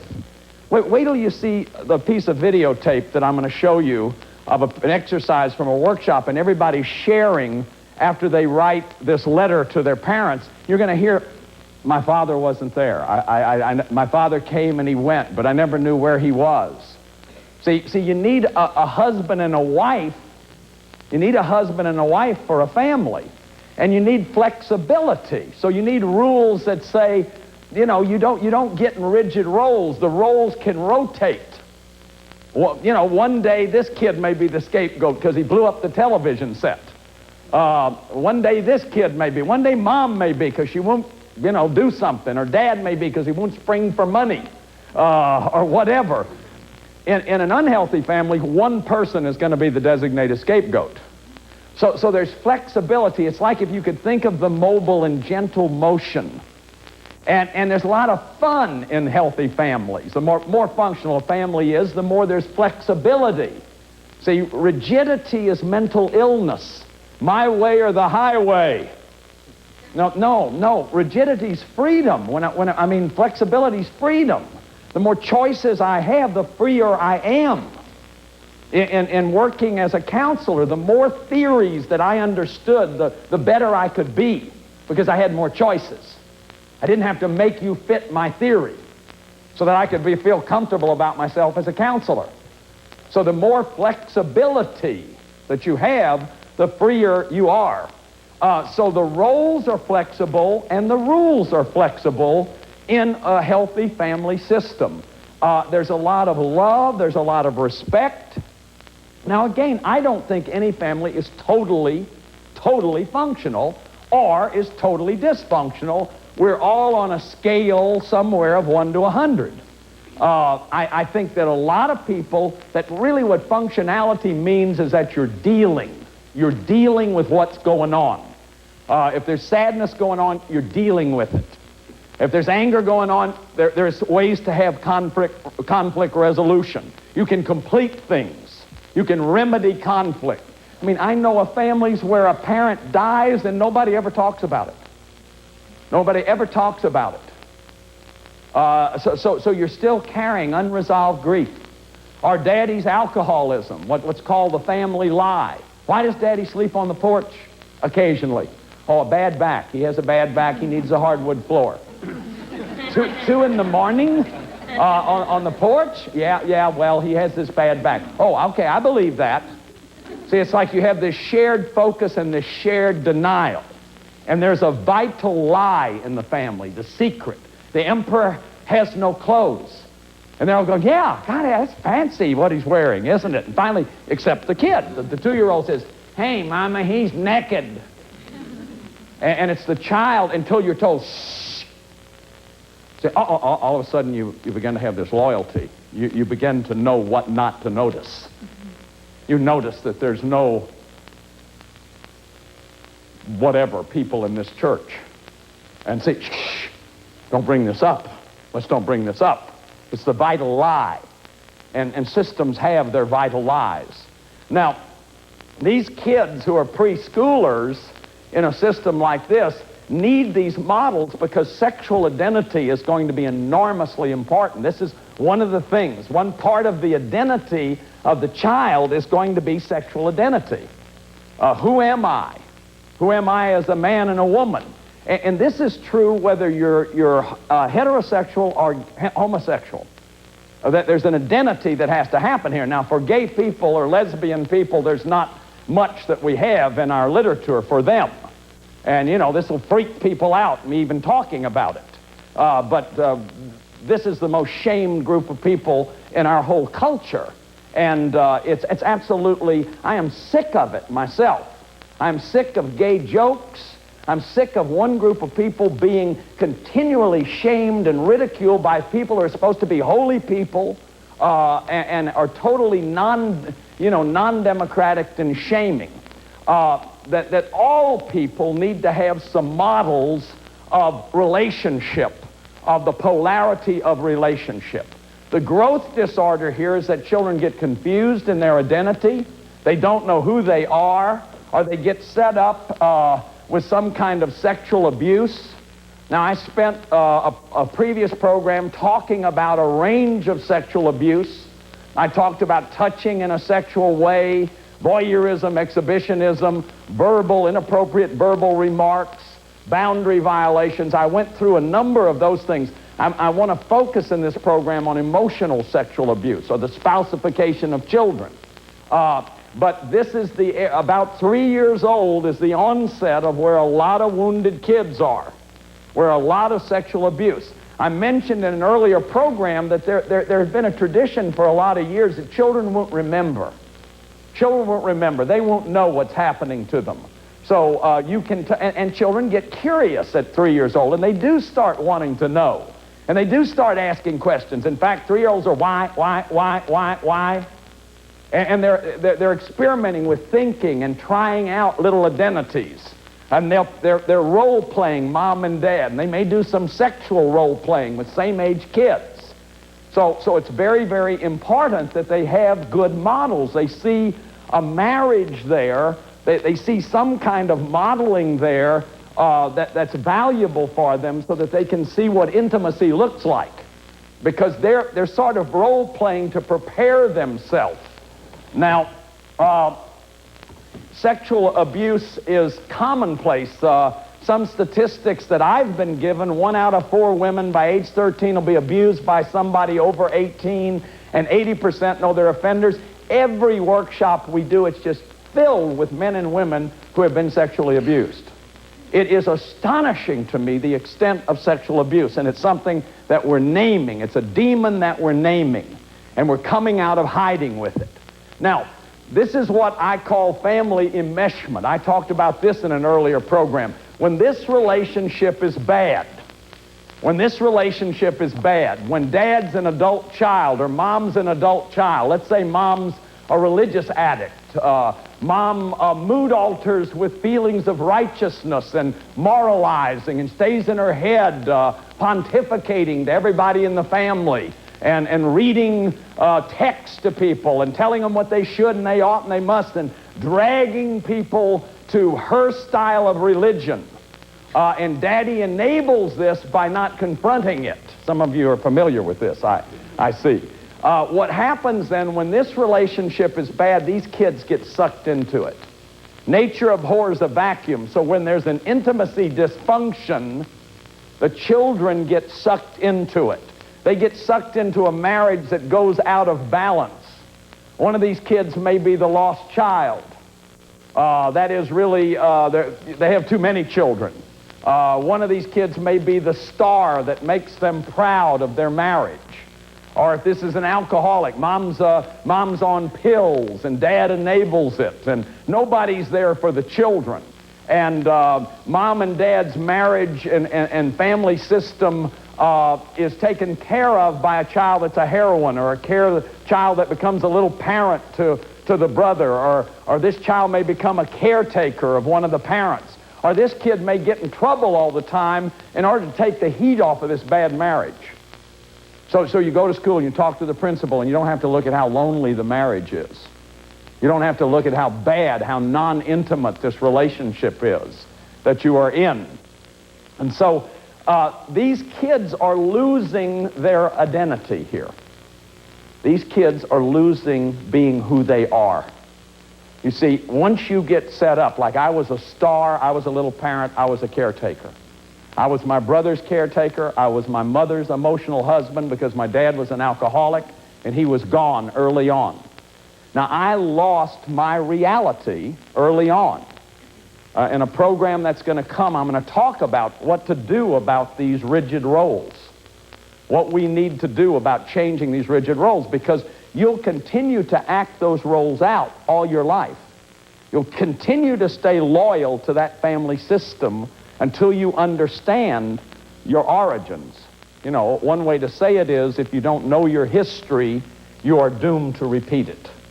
And that people will get into these roles and not realize that they caretake, they're in a job, they're a doctor, they're a nurse, they're a therapist, they're studying to be a priest, they're studying to be a clerk, so they take care of people, that their job is taking care of people. Or maybe their job is being a star. Maybe somebody gets a job where you can kind of get lost and nobody knows who you are. You get lost in the assembly line. You can be invisible so you don't bother anybody. The scapegoat may continue to act that out, or the rebel may continue to rebel. In another program we talked about you conform or you rebel, and you may still be doing that, fighting the ghosts of mom and dad. Now the worst part of this family dysfunction, and you see, as children, preschoolers are forming their identity, this is where this stuff begins to impact. And unfortunately, by the time you hit preschool, often this marriage has gotten worse and worse. That is, you know, if there is dysfunction in the marriage, it's gotten worse as you get to this point. So let's say, you know, by the time you get here, there is a real intimacy vacuum going on, and mom and dad's marriage it's become worsened. And let's say that dad is a lonely adult child who never got his needs met, and he's lonely, and he doesn't like his wife. So here's what he can do. He can become more involved with his daughter than his wife. And he can make his daughter his little princess, or he can make his daughter his baby doll, or he can make his daughter his caretaker in the place of mom. I've worked with situations where this mom and this dad, both adult children, very early on sort of set up a marriage of convenience. And this mom is going off on trips every summer, leaving this little daughter at home, basically to take care of her husband. And so she bonds with dad in this spousification, and she becomes his precious little one. But basically, what dad's lonely, there's a little child in here who's lonely, who needs somebody to be warm with, so he may put her in bed with him at night. His wife's gone all the time. Or maybe they don't even sleep in the same rooms anymore. This child is being non-physically sexually abused. And we have to understand this because it is incredibly common.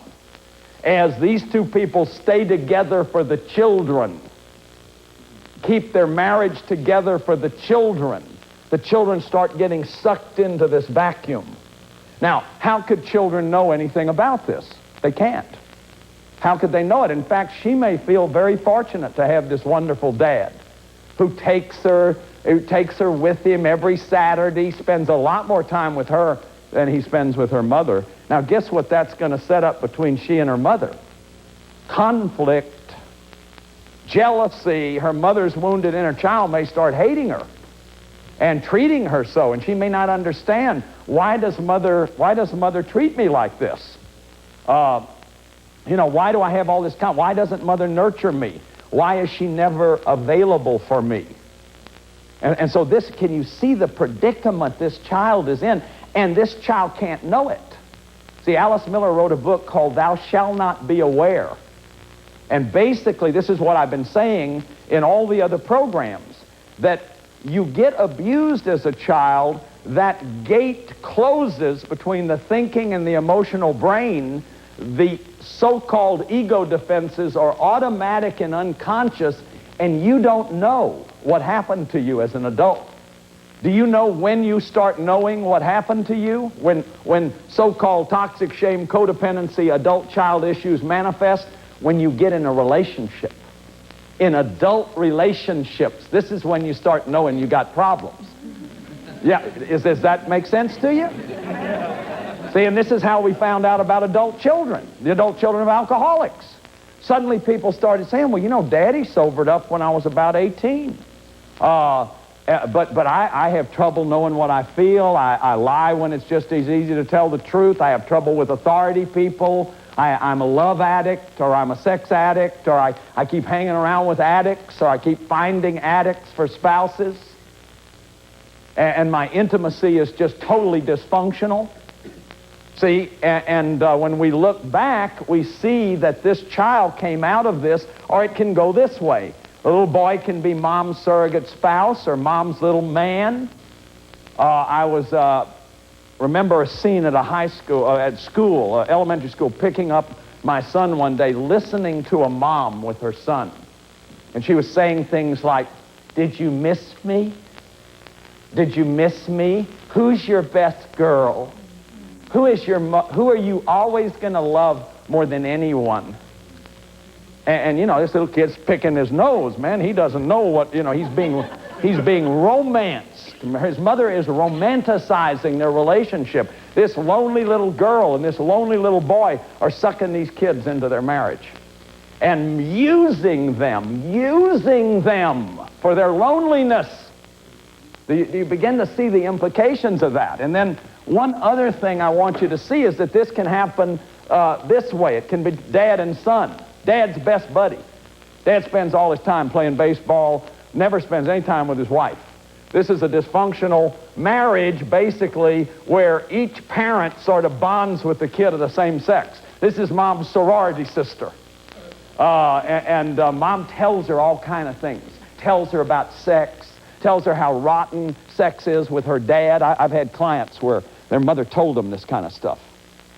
Tells them about the sex life and how rotten sex is, and that you just have to get it over with, honey.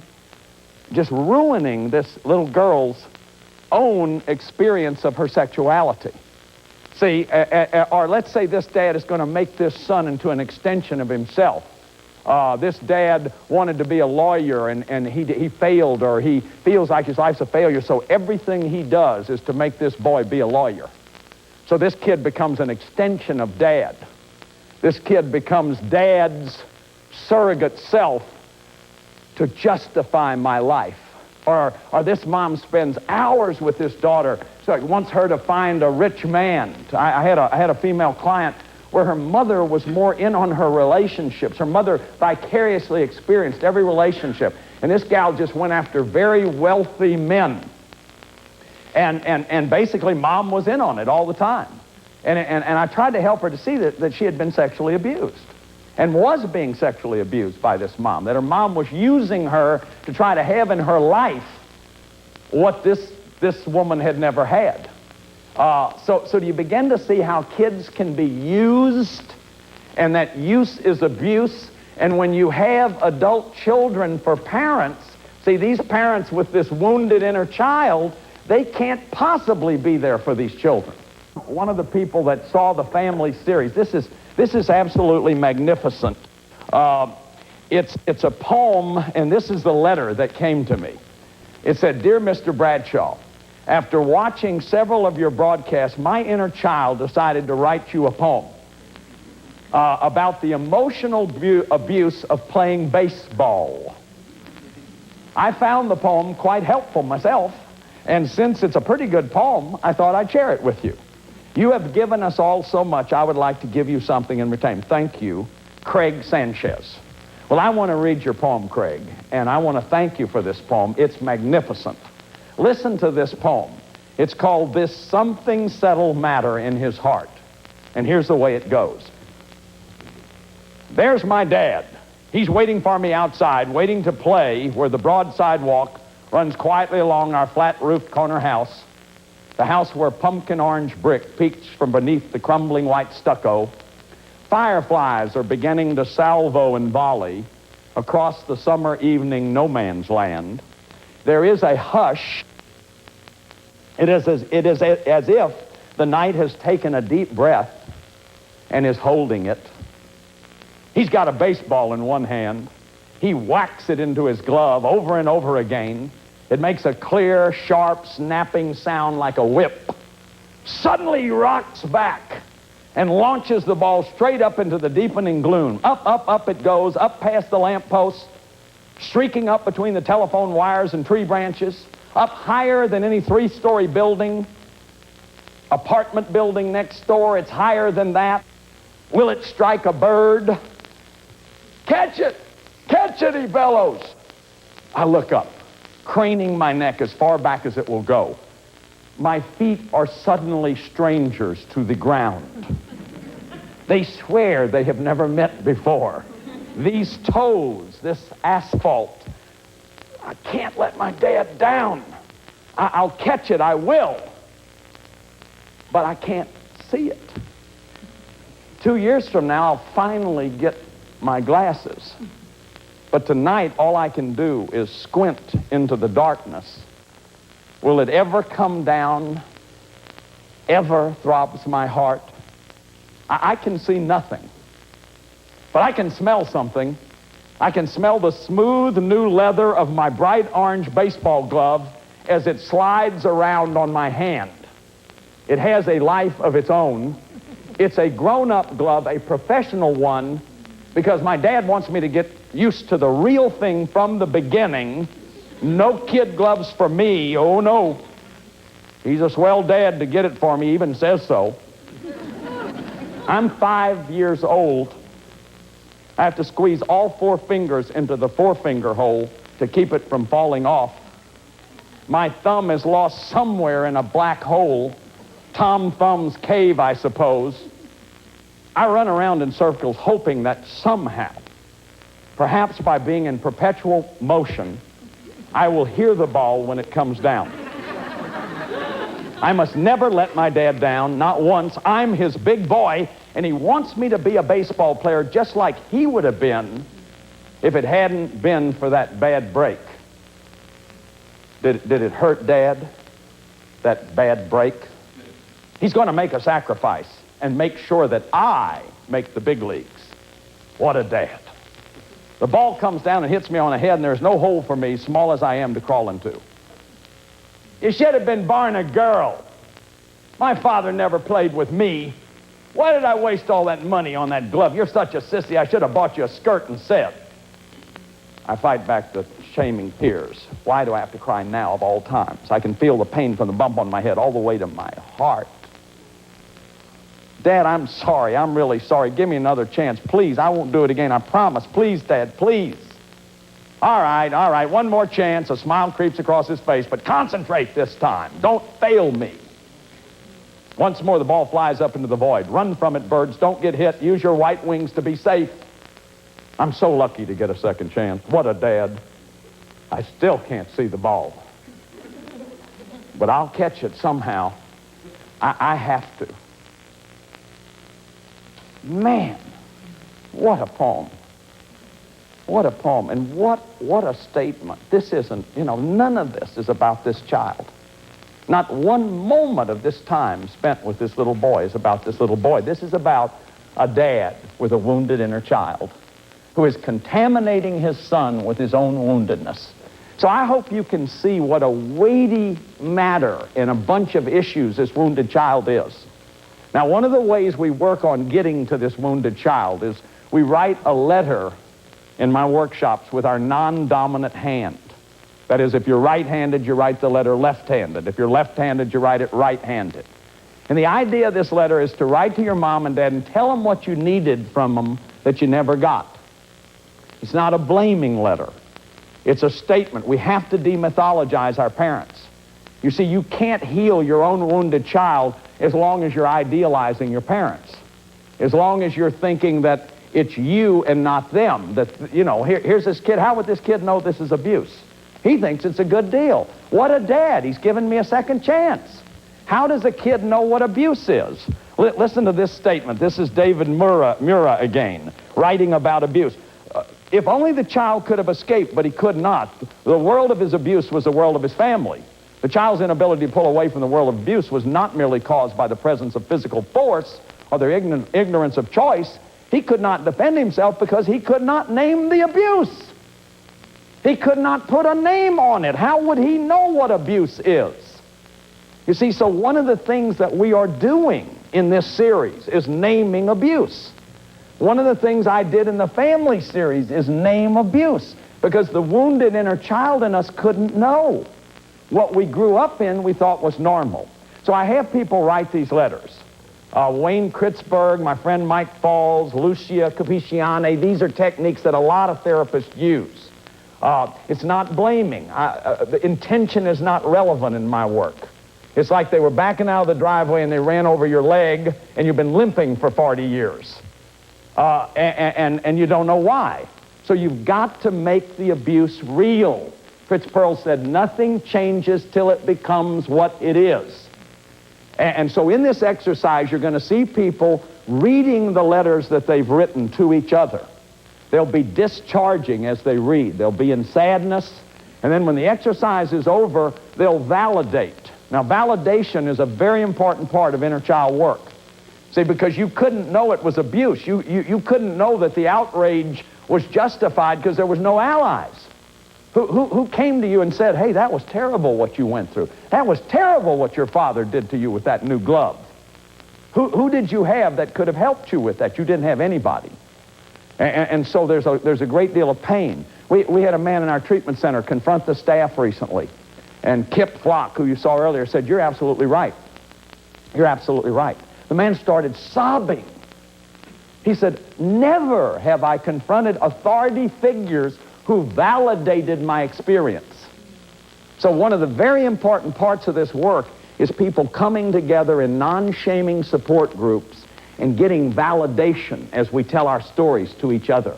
Oh, that was terrible what you went through. I feel anger. And that's what you're going to hear in this piece that you're going to watch. These people have been working, they've written their letters, and so let's watch this.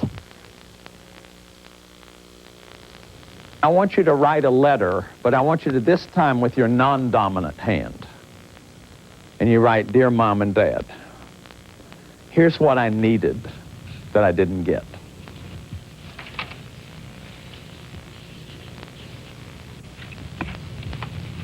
This is not an accusing letter, because remember, we're not blaming.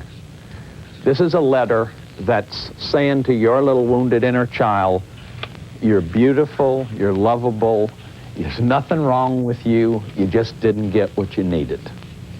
And you need that validated for you.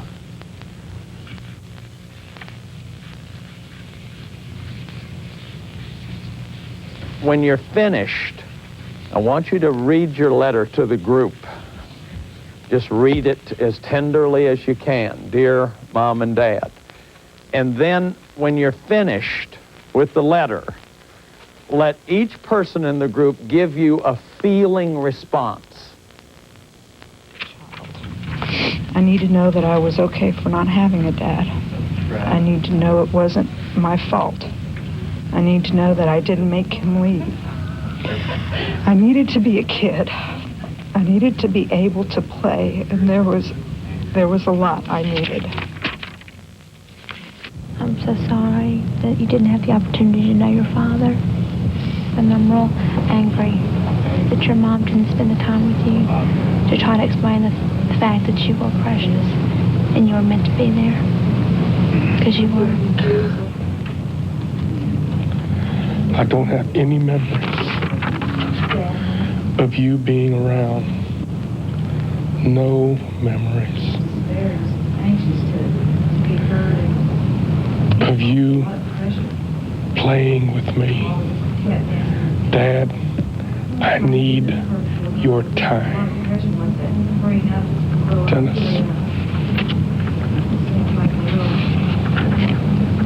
I can almost visualize a little boy jumping up and down saying, I need your time, I need your time. Just wanting that so much.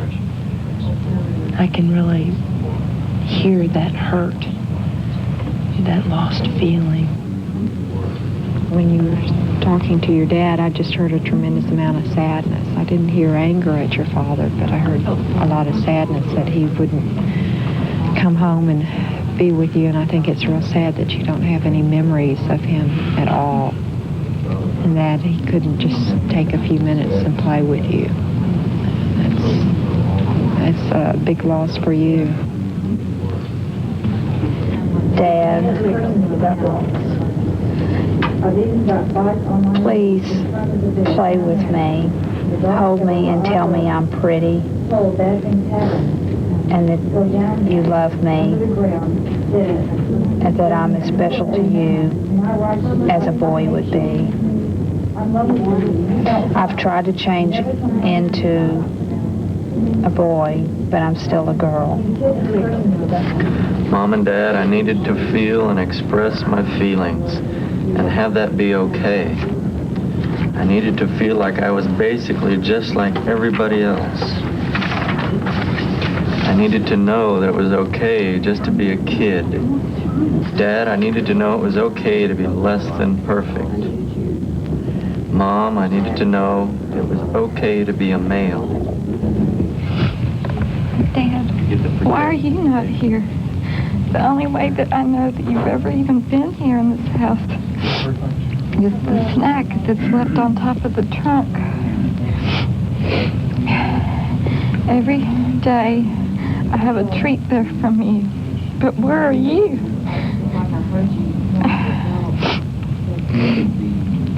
But now, how come you don't want to come here?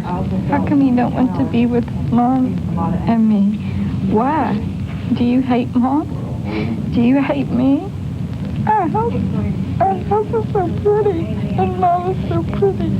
But how come you're not here? I wish you would talk to me. Why don't you all talk? Why don't you ask about me? Why are you never there, but everything else seems and looks to be so perfect? Susan. I felt your pain and fear of your daily life, and then the anger coming through of being so confused and frustrated. I heard your pain and your loneliness and a lot of confusion. What did I do wrong? I feel like in some way that you blame yourself. Like if you'd only loved me more, if you would have laughed. It's not your fault. It made me real sad. You can see how powerful that is. I could experience my sadness. I saw a lot of you experiencing sadness. Michelin, the gal that shared first, that I didn't make him leave, that it wasn't my fault that my dad was there. See, children will take that on. Children are egocentric. I'm responsible for the marriage. I'm responsible. And did you hear the witnessing to the no father? See, children know that what you give time to is what you love. They have no time for me. And we're told that, well, your dad really loves you, your mom really loves you, but they have no time for you. So that pain is there in the child.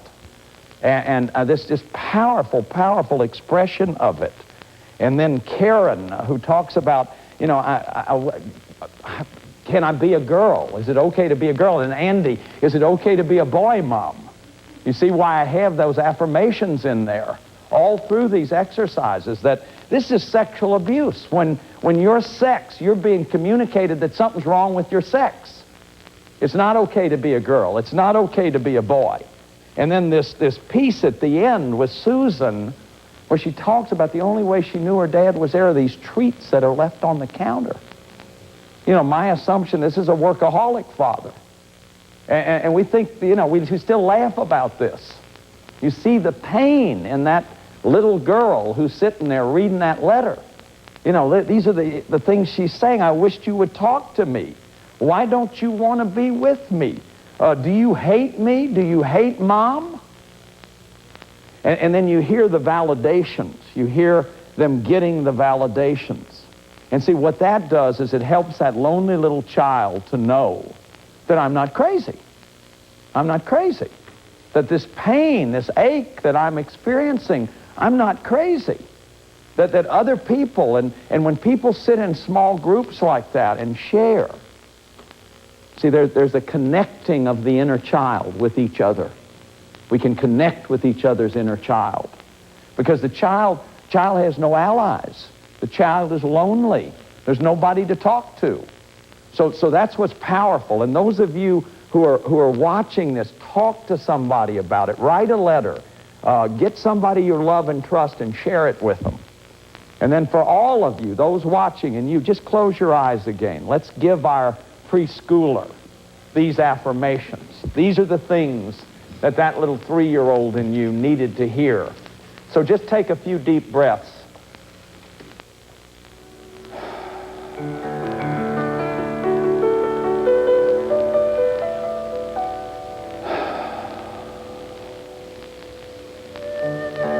And then just focus on your normal breathing. Just let yourself be there with your normal breathing.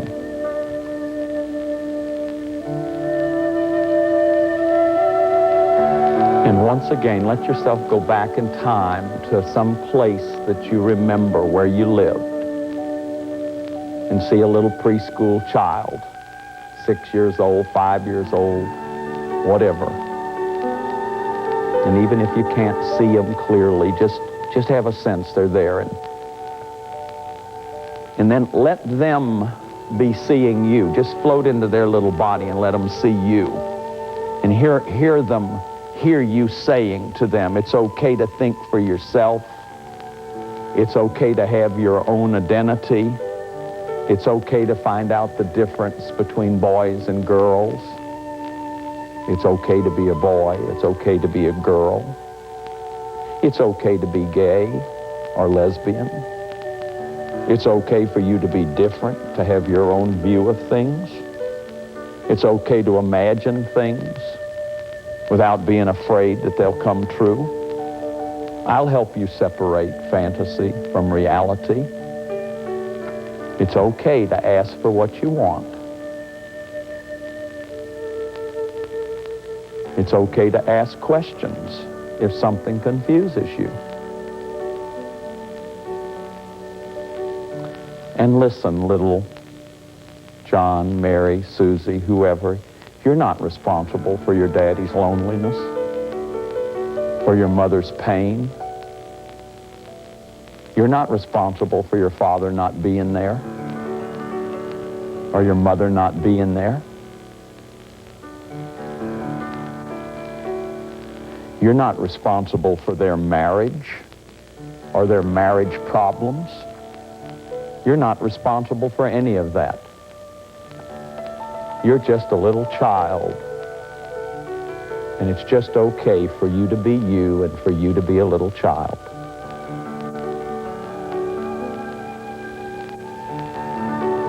And just for a moment, be the grown-up you and just hold that little child. Just hold him in your arms. And feel a nice connection with them and tell them that you can be there for them. And that you can be there for them whenever they need you. And then just let yourself take a nice deep breath.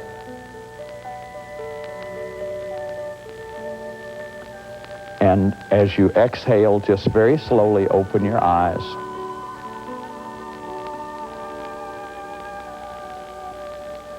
Now, in the work that I do, in my workshops, we do this for a lot longer. We spend more time with it. But I just want to give you a flavor of it. And I want to give you a sense of the most important thing I know, that each one of us has a right to be the very one we are. The greatest therapist that ever lived, in my opinion, was a man named Milton Erickson. And Milton Erickson had no theory of human nature. He treated 20 bedwetters, and he treated them all differently. He never treated anybody the same because he said that everybody is different.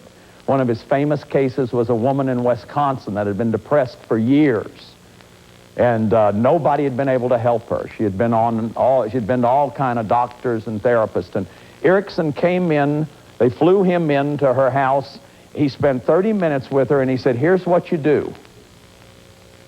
You buy about 5,000 African violet bulbs and start growing African violets. And whenever there's a birth in your church, because he had found out that the woman went to church every morning, you send an African violet. And when there's a baptism, you send an African violet. She was in an Episcopal church. And when there's a marriage, you send an African violet. And when there's a celebration of any kind, you send him an African violet. And he left.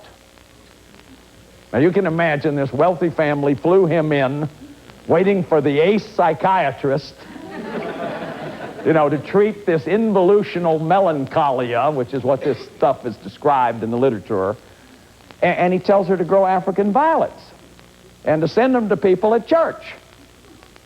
Well, within about 6 months, there was an article in the Wisconsin paper about the African violet lady. About all these people that had begun to go over to her house and see her and visit her. And in the follow-up of this case, of course, her depression was gone. See, what Erickson did is he went in there, he took his hat off as a psychiatrist. He didn't have to play psychiatrist. He didn't have to hide behind his therapist mask or anything. He met her at her map of the world. He went into her reality, and he said, what's going on with this? Where is there energy in this woman?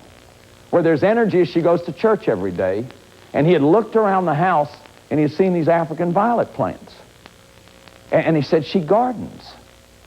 So he took those two things, the energy of going to church and the African violets, and he put them together. He created a context.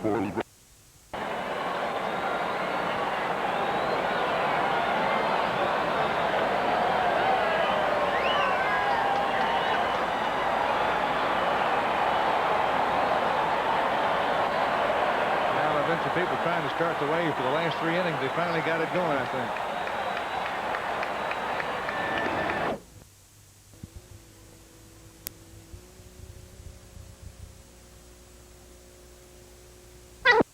think. People alike. There are no two people who understand the same sentence the same way. Now that is the kind, see that lets me know that it is possible that we can meet each other at our own maps of the world. That you can take that little preschooler in you and tell them that there's never been anybody like them. We could go back millions of years and we'd never find anybody like them. And there never will be again. And that we can tell that little preschooler that they're not responsible for their parents' marriage. We can tell them all the kinds of things that I just encouraged you to tell them. That they don't have to carry their mother's sadness or pain. Some of you saw the program on Original Pain, where Rhonda gave her mother her sadness and pain back, where that mother's wounded child tries to set the child up to take care of their disappointment, or that Sanchez doesn't have to take care of his father's need to be an ace baseball player, that each one of us has a right to our own life. And for some of us, it's going to be very hard. The more dysfunctional your family is, the more difficult it is to leave it. Because the more dysfunctional it is, the more you never got to separate or have your own reality. See, one of the problems of enmeshment is that the more you are enmeshed, the less you've ever been allowed to separate or be who you are. So we have the difficulty of becoming ourselves. It is very hard to leave dysfunctional families. That's why you need a support group, and we'll talk about that later on.